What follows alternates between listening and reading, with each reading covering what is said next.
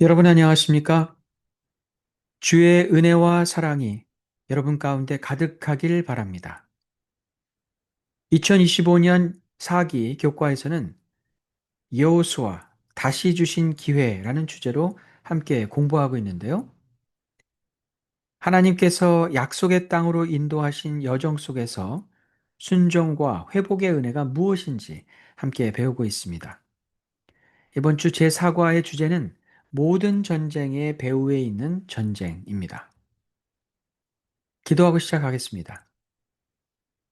자비로우신 하나님, 하루를 시작하는 이 시간에 주의 말씀을 펴고 주의 뜻을 헤아려 보는 시간을 주시니 감사합니다. 오늘 하루에 벌어질 영적인 싸움에서 우리가 온전히 주의 편에 설 수 있도록 도와주시옵소서. 우리의 말과 생각과 행동의 주인 되어 주셔서 우리의 모든 갈등과 시험 앞에서 우리를 이끌어 주시옵소서. 이제 묵상하게 될 주의 말씀 속에서 우리를 위해 싸우시는 하나님을 발견하게 하시고 하나님 안에서 승리를 얻는 자가 되게 하여 주시옵소서. 예수 그리스도의 이름으로 기도합니다. 아멘.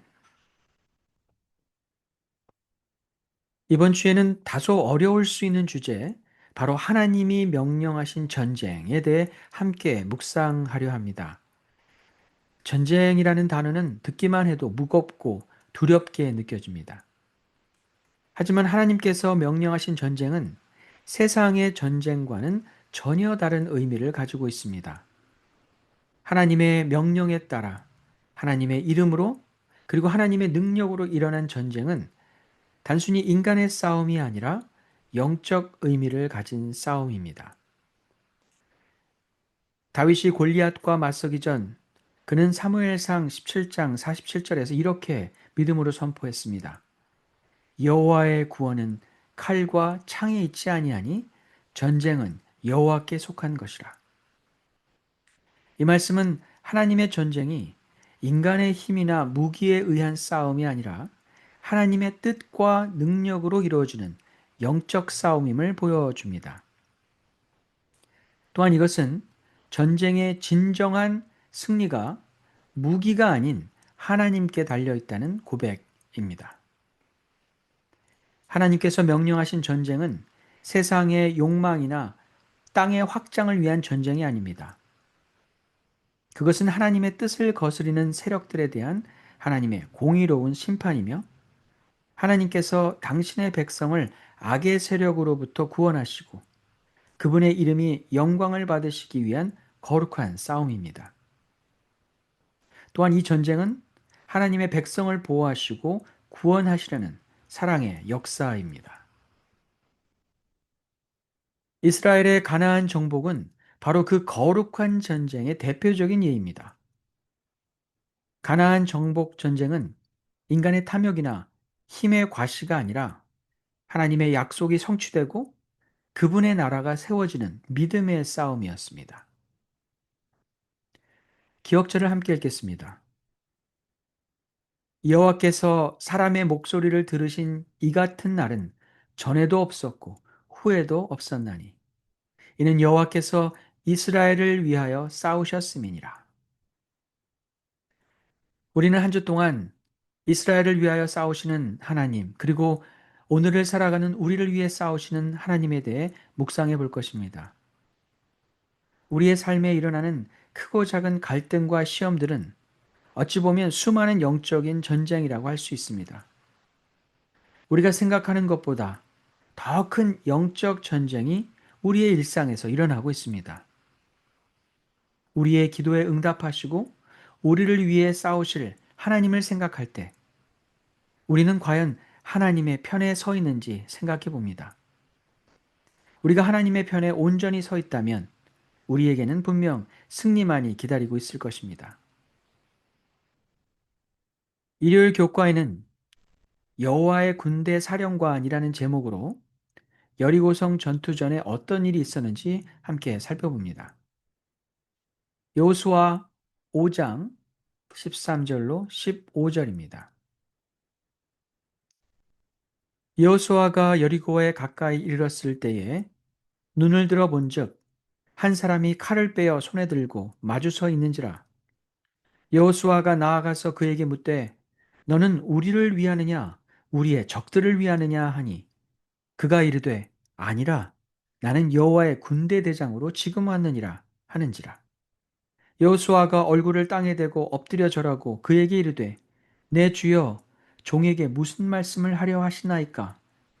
여호와의 군대 대장이 여호수아에게 이르되 내 발에서 신을 벗으라 내가 선 곳은 거룩하니라 하니 여호수아가 그대로 행하니라.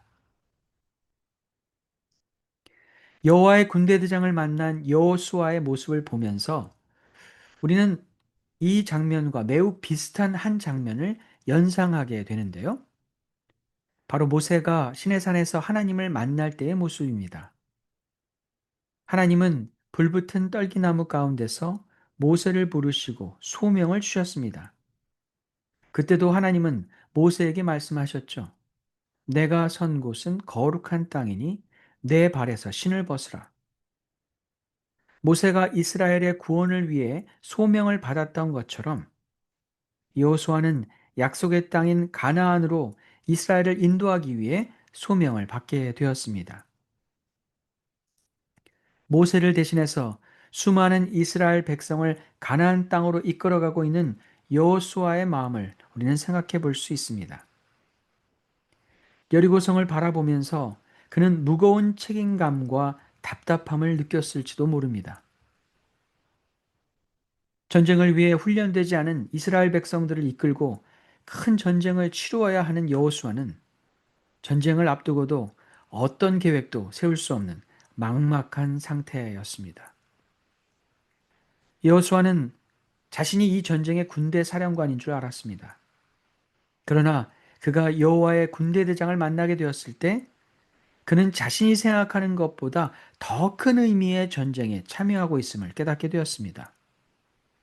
어쩌면 두려움으로 여호와의 군대 대장을 만났지만 이 전쟁의 군대 대장이 자신이 아니라는 사실을 깨닫고 진짜 군대 대장을 만나게 되었을 때 여호수아는 아마도 기쁜 마음이 들었을 것입니다.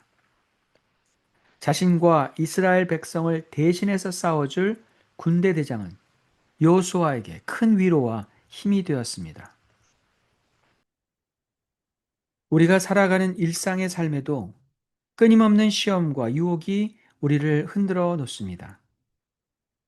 우리의 능력과 지혜로 도저히 감당할 수 없는 일을 만나게 될 때, 우리를 대신해서 싸워줄 분이 우리에게 있습니다. 사람과의 관계에서 갈등이 있을 때, 우리의 힘으로는 도저히 풀 수 없는 갈등 앞에서 우리는 하나님의 도우심을 구하게 됩니다. 우리의 논리와 이성적인 방법으로 풀려고 하지 않고 하나님의 일하심에 맡기고 악을 선으로 대하려 할 때 하나님은 분명 놀라운 일을 우리 가운데 이루어내실 것입니다. 여호수아가 칼을 빼어들고 서 있는 여호와의 군대 대장을 만났을 때 그의 질문이 인상적입니다. 너는 우리를 위하느냐? 우리의 적들을 위하느냐? 전쟁을 앞두고 있는 사람들에게 중간지대는 있을 수 없습니다. 적인가, 아군인가를 확실히 하는 것은 매우 중요할 것입니다.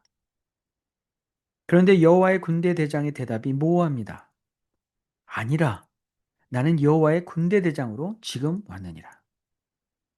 우리를 위하는지 적들을 위하는지 물었는데 그의 대답은 아니다였습니다.